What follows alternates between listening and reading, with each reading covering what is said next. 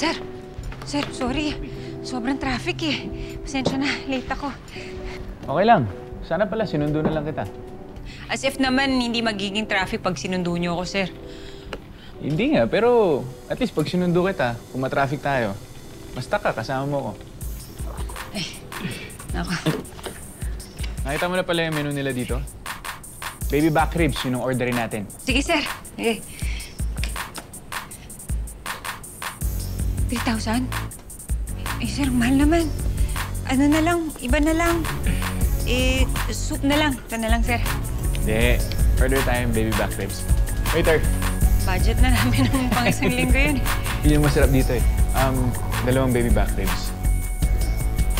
Tsaka, anong drinks mo? Sige o. Mr. Palad, salamat. Tawagan na lang namin kayo kapag may kailangan pa kami. Salamat po.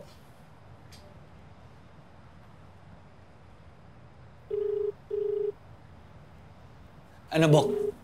Puntahan na natin si Jared. Wala yun dun. Dahil magka-date sila ni Bobby ngayon. Bobby, sagutin mo yung telepono. Bok, kung kadate niya si Bobby, hindi sasagot yun.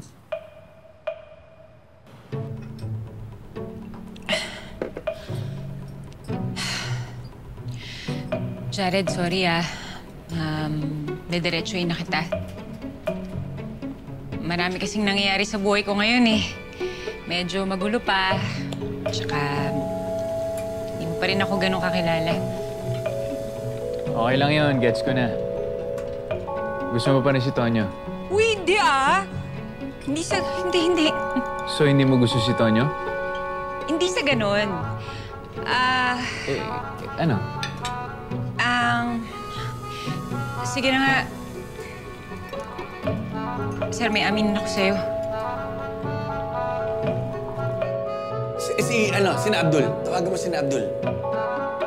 Yun. Baka alam nila kung nasa si Bobby.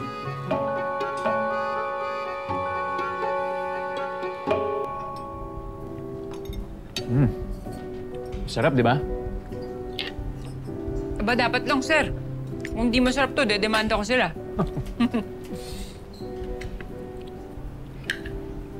Bobby, nagkausap ba kayo ni Tonyo lately? Oo, sir. Tumawag siya kanina nang papunta ako dito.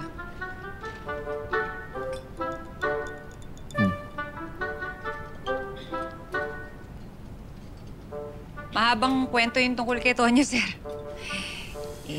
Medyo masalimuot na rin.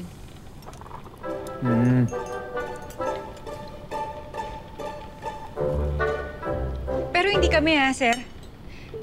Sana nga kung naging kami talaga kaya lang hindi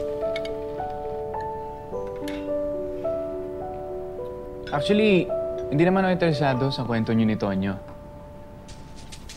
At, I know this might be too soon for you, pero obvious naman sa akin eh. Gusto kita, Bobby. And, diba, tingnan natin. Mas gusto kitang makilala. Kilalanin mo ko, malay mo. Magustuhan mo rin pala ako. Kung okay lang sa'yo. Waiter! May tubig, yung malamig. Oh, pero hindi mo naman kailangan i-reciprocate, ha? I'm just wondering, baka gusto mo kong kilalanin pa. Tingnan natin kung saan tayo daling. Kung okay lang sa'yo.